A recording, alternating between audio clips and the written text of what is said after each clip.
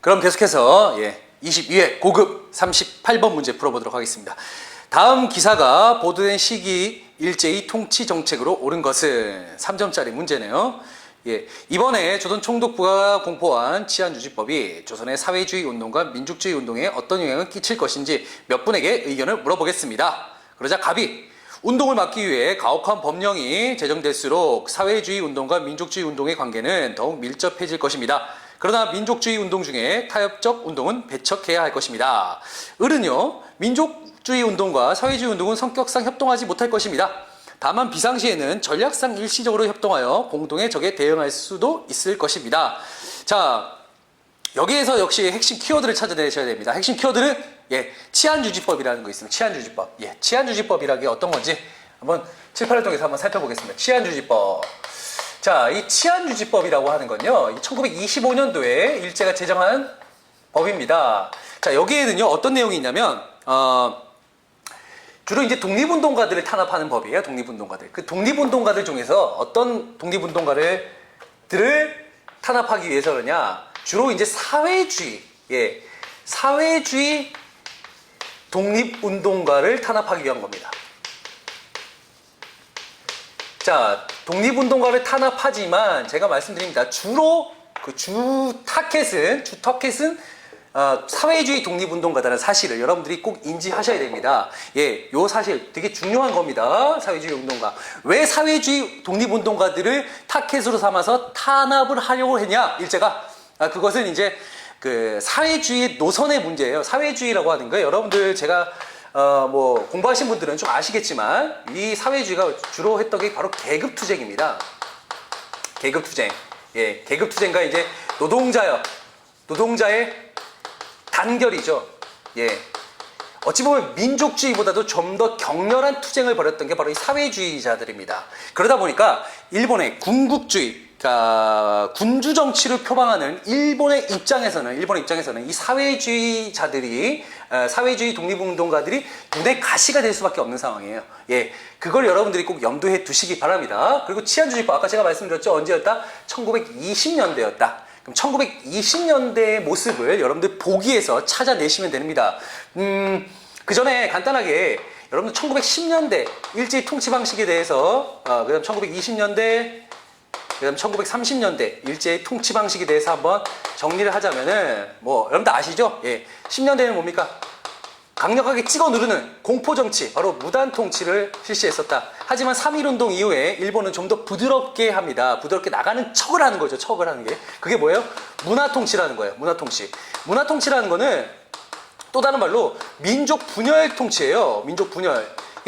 잘해주는 척 합니다. 잘해주는 척 하면서 안 해주는 거예요. 요게 이제 민족 분열, 바로 문화통치의 어떤 실상이라고 보시면 되겠습니다. 뭐뭐 해주는 척, 아시죠? 아는 척, 척 해주지만 안 합니다. 30년대에는 일본이 이제 드디어 전쟁 준비를 합니다. 대륙 침략. 한반도에선 더 이상의 이제 뽑아먹을 자원이 없다. 이제 대륙으로 진출하겠다. 라고 하면 대륙 진출을 선언하죠. 이러면서 이제 중국을 만주를 침공하고 나중에 이제 중일 전쟁까지 일으키는데, 이때는, 군대, 우리나라 사람들 군대에 동원하기 위해서는 어떻게 해야 되냐? 민족 성을 말살시켜야 된다. 그래서 민족 말살 통치를 실시하게 됩니다. 이런 어떤 일련의 과정들을 여러분들이 통치 내용, 여기 플러스에서 여기 이제 여러분들 1910년대, 20년대, 30년대 각각의 경제 수탈까지, 경제 수탈 내용까지 여러분들이 정리를 하시면은 여러분들이 이런 문제 푸는데, 이 시기에 문제를 푸는 데는 전혀 문제가 없습니다. 전혀 지장이 없으니까 여러분들 꼭 이런 거 아셔야 됩니다. 왜냐? 이 부분은요, 거의 매회입니다. 한 번도 빠짐없이 매회 시험에 등장하고 있기 때문에 여러분들 꼭 보셔야 되는 부분입니다. 자, 그러면 문제를 한번 풀어보겠습니다. 1번, 한국인이 발행하는 신문을 검열하였다. 한국인이 발행하는 신문을 검열하였다. 맞습니다. 20년대입니다. 아까 제가 말씀드렸었죠. 20년대의 모습은 어떻다? 문화통치, 민족분열, 해주는 척 합니다. 이때 어떠냐면, 일단은, 그동안 10년대까지만 해도 이제 거의 총독으로서는 대부분이 군인 출신이었어요. 군인이었는데, 20년대부터는 이제, 군인 출신의 어떤 총독뿐만이 아니라, 학자, 약간 부드러운 스타일의 총독도 여기에 등용을 하겠다라고 합니다. 하지만 한 번도 안 했어요. 게다가 헌병경찰 통치 10년대에는 헌병경찰을 두어서 그들에게 경찰 업무를 맡깁니다. 말 그대로 군인 경찰을 일반인들을 대상으로 해서 경찰 업무를 보게 한 치안을 맡기게 하는 거예요. 얼마나 무서웠겠습니까? 예. 그런데 20년대에는 안 하겠다. 보통 경찰을 두겠다 해놓고는 경찰서 수, 경찰관 수를 늘립니다. 예, 이런 어떤 모습들이. 그 다음에 너희들 그동안 여기서는 10년대까지만 하더라도 너희들은 신문이라든가 뭐 잡지라든가 뭐 이런 것들을 못 만들게 했어요. 하지만 20년대 와서는 신문도 만들게 해줍니다. 만들어서 나온 신문이 조선일보, 동아일보.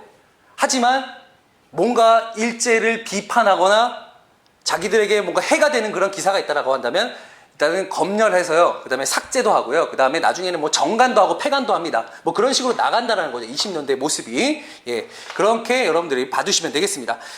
그래서 1번이 정답이 되겠습니다. 20년대의 모습입니다. 2번. 공출제를 실시하여 미국을 강제로 거뒀다. 예. 전쟁 준비하다 보니까 군수 물자가 부족한 거예요. 그래서 이때 30년대 와서 이런 어떤 그 공출제, 그 다음에 뭐 금속 공출, 쌀 공출, 그 다음에 가축 공출까지 부조리 그냥 다 어디로 전쟁터로 다 내보내는 그런 작업을 하게 되는 거죠. 3번. 조선 태영령을 제정하여 한국인을 탄압하였다. 태영령. 예, 곤장이에요, 곤장. 예, 엉덩이 맞는 거. 예. 그거 이제 1910년대 일본의 통치 방식 중에 하나입니다. 단 누구를 대상으로? 조선인만을 대상으로 실시했다는 거죠. 태영령을. 4번. 성과 이름을 일본식으로 바꾸도록 강요했다. 자, 민족성을 말살하기 위해서는 한국 이름 가지면 안 돼요. 그렇죠? 그래서 일본 이름을 바꾸는 작업을 합니다. 이게 뭐냐면 창씨개명이라는 거죠. 이게 30년대 이후라고 보시면 되겠고요. 5번. 농민경제의 안정화를 명분으로 농촌진흥운동을 실시하였다. 이것도 역시 1930년대 초의 모습이라고 보시면 되겠습니다. 자, 그래서 38번의 정답은요. 예, 1번이 되겠습니다.